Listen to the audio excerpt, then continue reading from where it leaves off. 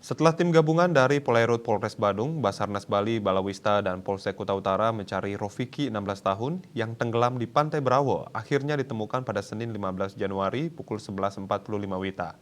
Buruh bangunan asal Probolinggo, Jawa Timur ini ditemukan meninggal di Pantai Perancak, Kuta Utara.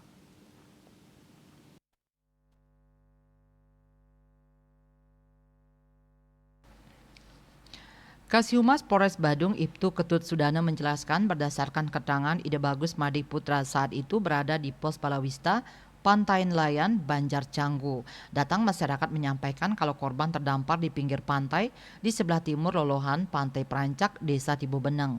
Lokasi tersebut berjalan 300 meter arah barat dari TKP tenggelam.